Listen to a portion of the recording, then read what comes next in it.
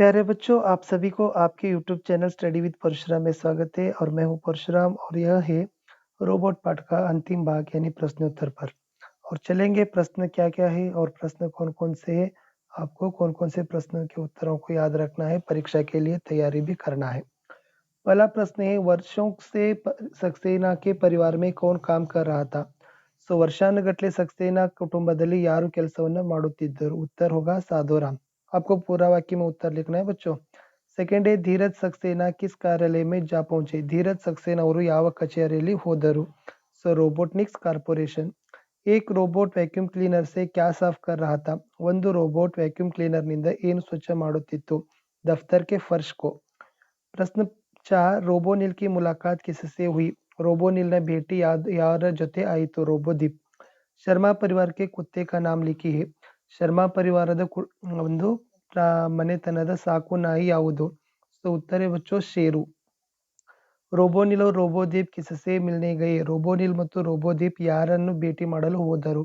उत्तर है रोबोजित। प्रश्न 7 है वैज्ञानिक लेखक का नाम लिखिए। वैज्ञानिक लेखकर ಹೆಸರು ಬರೆಯಿರಿ। उत्तर है आइजक आसिमोवा। प्रश्न 2-3 वाक्य में है बच्चों, साधोराम को क्या हुआ था? देखो, साधोराम सक्सेना परिवार में काम करने वाला एक नौकर था और वह अचानक एक दिन चलती बस से गिरकर खतरनाक चोट आ गई। इस कारण वह अस्पताल में भर्ती करना पड़ा। प्रश्न 2 धीरज सक्सेना को बुद्धिमान रोबोट की जरूरत क्यों थी? क्योंकि घर में नाती पोतों का होमवर्क कराने और सक्सेना का यानी खुद का वर्ड प्रोसेसर का काम संभालने के लिए रोबोट की जरूरत थी। प्रश्न 3 रोबोदीप ने रोबोनिल से क्या कहा?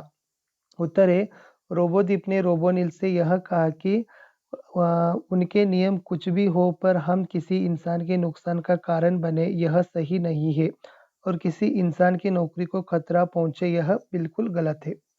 प्रश्न 4 रोबोनिल ने रोबोजित को क्या समझाने की कोशिश की? उत्तर है रोबोनिल ने रोबोजित को यह समझाया कि उनके कारण अगर किसी को नुकसान पहुंचता है वह सही नहीं है।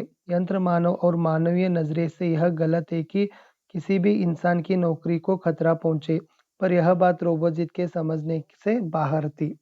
प्रश्न 5 है कहानी को टाइप करते समय रोबोनिल को क्या हुआ? कहानी को टाइप करते समय रोबोनिल का धात्विक और तारुभरी परिपंथ वाली खोपड़ी में अचानक मानो नीली रोशनी चमक आ गई। यह 2-3 वाक्य के थे और ये प्रश्न 5-6 वाक्य के प्रश्न के उत्तर है धीरज सक्सेना को घरेलू कामकाज के लिए रोबोट न रखने का निर्णय क्यों लिया गया? उत्तर है साधोराम वर्षों भर से सक्सेना परिवार में काम कर रहा था। एक दिन अचानक चलती बस से गिरकर खतरनाक चोट आ गई। इस कारण वह अस्पताल में भर्ती रहना पड़ा और सक्सेना परिवार बहुत ही बड़ा था, सभी की देखभाल करना मुश्किल हो गया था। इस कारण घरेलू कामकाज के लिए रोबोट रखने का निर्णय लिया धीरज सक्सेना। प्रश्न 2 रोबोनिल और रोबोदीप की मुलाकात का वर्णन कीजिए।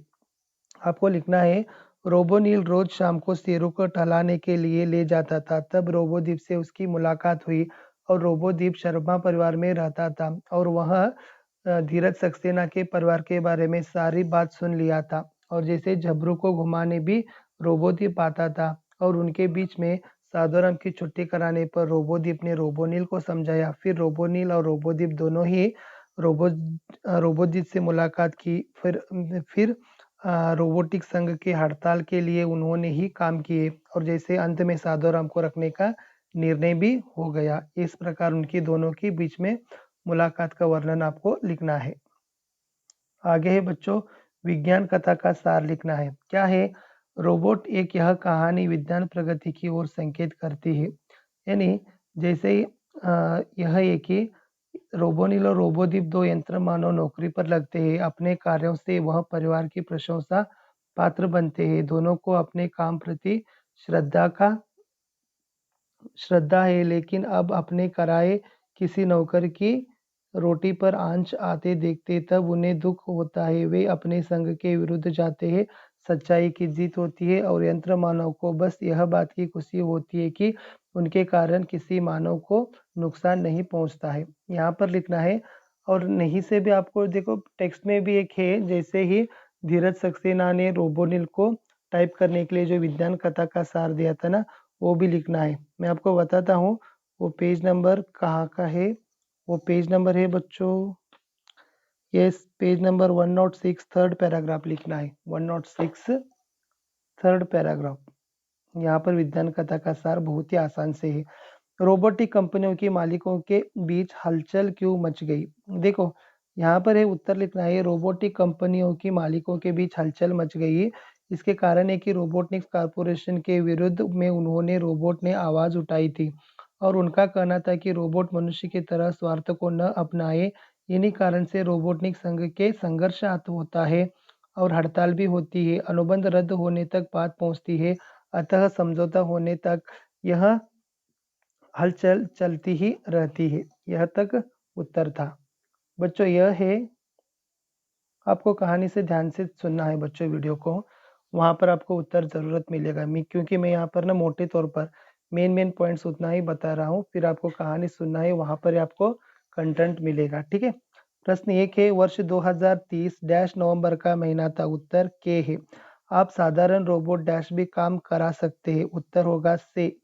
थर्ड डे रोबोनिल डैश घर में आ जाने से सभी ने राहत की सांस ली। के है। रोबोटो डैश हड़ताल की घोषणा की। उत्तर होगा से, रोबोटों से। और प्रश्न 5 है, संघ को यह बात मानने कोई आपत्ति नहीं थी। में, ये उत्तर है।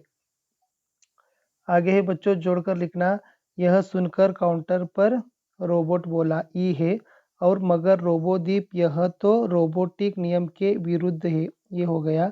और शाम को रोबोनिल क्या करता था कि और रोबोदीप मिले। ये लास्ट है।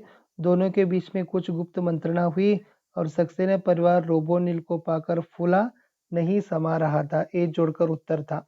आगे है बच्चों, एक वचन और बहुवचन के लिए वहां पर उदाहरण लिखना है। आपको बेटा का लिखना है कि बेटा का बेटे, नाती का लिखना है नाती नाती, कुत्ता कुत्ते लिखना है, छुट्टी छुट्टियाँ लिखना है, बेटिया का बेटी हो गया, पोता का पोते, फिर कंपनियां कंपनी, नौकरियां नौकरी। वचन को बदलना था। फिर लास्ट में पहुंच गए बच्चों, अनुरूपता है। शेरू को टहलाने के लिए रोबोनिल जाता था, फिर जबरू को टहलाने के लिए रोबोदीप जाता था। मुखिया धीरज सक्सेना है, सेवक साधोरा में। टस से मस न होना मुहावरा करते, अटल रहना है। फूले न समाना इसका अर्थ है कि बच्चों बहुत खुश होना। यह था क्वेश्चन आंसर्स की सीरीज पर। शॉर्ट शॉर्ट में बताया हूँ, फिर भी इम्पोर्टेंट बताया हूँ। आपको वीडियो देखना है, अच्छा लगा तो लाइक शेयर सब्सक्राइब करने के लिए न भूलिए।